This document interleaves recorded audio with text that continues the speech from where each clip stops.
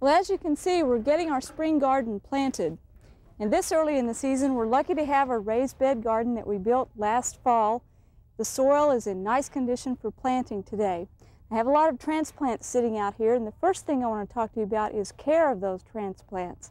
If you're growing them indoors in a windowsill or under lights, you want to keep fertilizing them. Make sure that they have plenty of food, because chances are the media that you're growing them in doesn't have any fertilizer of its own. So make sure you use some soluble houseplant food or transplant starter solution to keep them green and growing.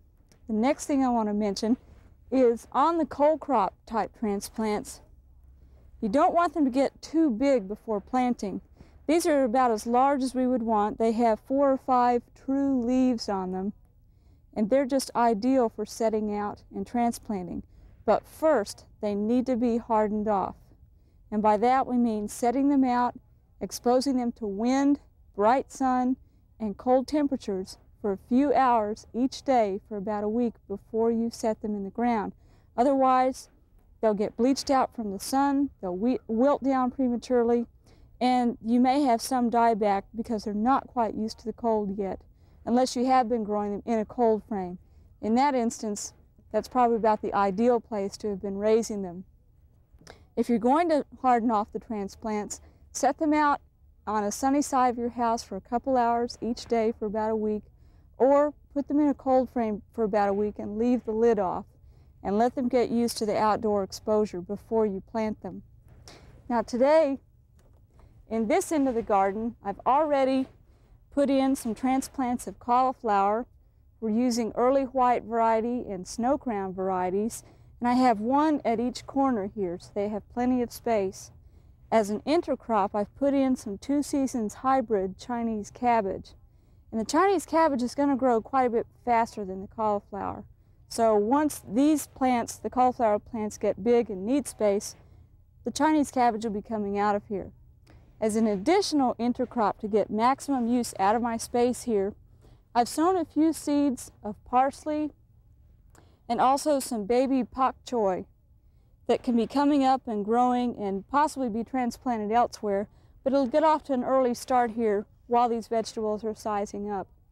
Now, because the cauliflower is somewhat cold sensitive, and by that I mean if the temperatures get down below, say, 20 degrees, they will be killed back. And since we're not through with winter yet, I've got a cold frame here that I'm going to slip over the top of them. And I'll leave the lid open during the daytime, but at night they'll have some protection from freezing temperatures. I'll leave that on for probably a couple of weeks and then take it off, and they should be ready to go. Now further on down the garden, I've got some more cold crops that I want to put in.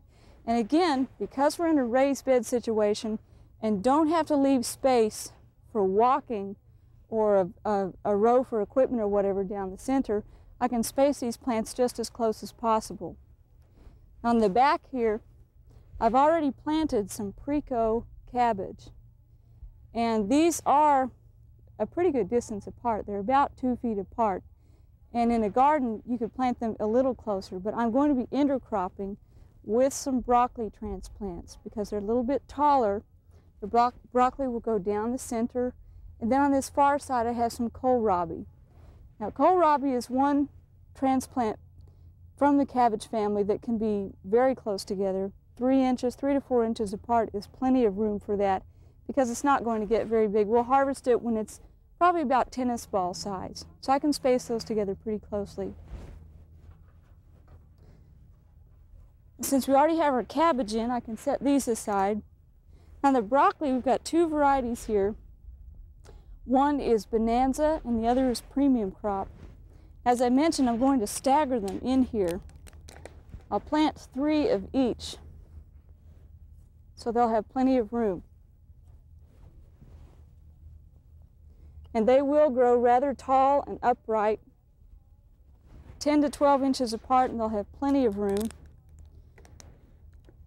It may sound like a very crowded arrangement, but actually the plants really do have plenty of space. And since they're in a raised bed garden, the roots have plenty of room to grow down if they need to. Just get this one in. If you are putting out cold crop transplants, remember that they have a very high requirement for fertilizer all through the life of the plant. Especially initially, you want to use some transplant starter solution on them to get them off to a good start. Watch them for a few days. Make sure that they don't freeze back entirely. If we're going to have some sub-zero weather, say down to 10 degrees, you probably do want to cover them because that will wipe them out. And also, if you've had trouble in the past with cabbage loopers or other insects, later this month you'll be needing to watch for that. Now in our soil, we're pretty sure it doesn't have any problems with that, so we haven't put any diazinon in the soil. It's in pretty good shape, but in other parts of our garden we have had trouble in the past with cabbage maggots and loopers.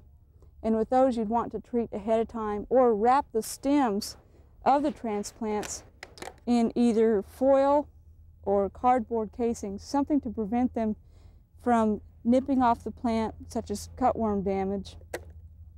And on loopers, you just have to watch the top later in the month as they start to feed on the foliage. Cabbage maggots, you won't know if they're feeding on the plant because they're down below the soil level. I'm going to finish planting these, and then later on we've got some peas and onions to sow, and I'll show you some tips on those. Well, I finished planting those cold crop transplants, and now I've got the rest of the garden to plant in some crops that take a little bit less space. But first I wanted to mention our soil. You're probably seeing a lot of little white spots in here today. This is perlite. It's not nitrogen fertilizer. We wanted to soften up the surface of the soil because we will be sowing a lot of seeds, and because we still have a fairly clay soil, we added a little bit of potting soil in the top. So don't think that we've over-fertilized our bed. Now, onto the plants. I have some onions. These are crystal white wax that I've already placed in the ground, and because crystal white wax is a variety that you can grow for either a small pickling onion or let it get larger, I've put them pretty close together. They're about 2 to 3 inches apart. And I'll thin those out as I go, or I may just go ahead and leave them and harvest them as very small onions. Now, I have another 6-pack of transplants here. This is a yellow Bermuda onion. And one tip I want to give you, if you've raised onions from seed like this and they're all bunched together, just gently pull them apart, and they will come apart pretty easily without hurting the root system. And gently break them apart before planting. And make sure that you water these in real well right after you place them in the ground. And just put those about 1 inch deep. Make sure that you don't cover the growing point of the plant down in this little neck right here. But sow them about 1 inch deep and they'll be just fine. And again, onions are a heavy nitrogen feeder, so make sure that you keep them fed throughout the life of them. We often think of them as just a tough plant that'll grow anywhere in the garden, but with a little feeding they'll really perform well for you. So I'll get the rest of those planted along the outside of the bed here a little later on in the show. But for now, peas are going to go in the center of the garden. We have a double row running right down the middle here, and the reason for that is that we're going to put a little short fence here in the center as a support for them. And because the peas are fairly tall, we want them in the center of the garden so they won't shade out what's growing around the edges. And as we've mentioned before, it's very important for success with peas to first inoculate the seed. In this little 2.5-foot section here, I'm going to try some sugar male peas. And I've been letting them soak in this cup of water for a few minutes, letting them absorb moisture. And now I'll just drain that off and add a little bit of inoculant, and you don't need much. Maybe just a 1/4 teaspoon at the most. Just enough to coat the seed. And we'll shake that around and let them get fully coated. What this does is these are live bacteria in here, rhizobium bacteria, that help the seed begin fixing nitrogen as soon as they start to germinate. And if you're going to buy inoculant like this at the store, make sure that you first check the date on the package. This one says, used before July 1988. So I can continue to use this package for my spring planting, but come fall I'll need to buy some fresh inoculant. Because they are live bacteria suspended in a real fine peat mixture, they won't be very viable come fall. So I'll try to use this all up this spring. This inoculant is a combination one for winter peas, garden peas, vetches, and lentils. When you go to buy a garden inoculant, make sure you read what type of crops it's for. Most garden centers carry a combination inoculant that will work for snap beans, lima beans, and peas. Get one of those and you'll be all set for the season of gardening. But again, check that expiration date on there. Make sure you don't get ones that expired last fall. So this pea seed is all ready to sow, and we'll just do a double row of that.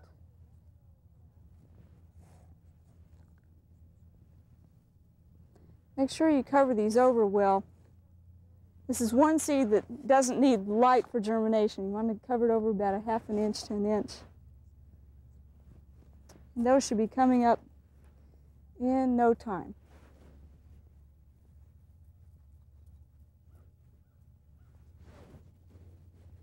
And down the rest of the row, I have 3 other varieties of peas that I'll be sowing a little later on today.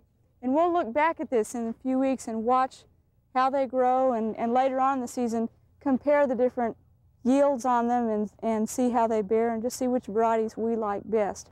Some of them are snap peas, some of them are regular garden peas. One is a stringless variety, and then another one is one that is pods and all tendrils, has no leaves on it at all. So we'll see how it does as well. Now further on down the garden, on this back side, because this is an east to west facing bed, there is a chance that later in the season, as these peas get taller, they'll shade this back side. And so I've decided to put my salad crops back here. It will extend their season, keep them a little bit cooler, and they'll take a little bit of shading, more so than the onions, which are on the south side of the bed. I've got some Bloomsdale spinach that I'll be sowing here. Back here I have a Master Chef blend of lettuce that is a combination of just many different types of leaf lettuce that we'll sow all together. And then further on down, I've got some beets that I want to sow. The variety is Red Ace Hybrid. And because beets take a little bit of time to come up, I'm going to interplant some Red Devil radishes with them.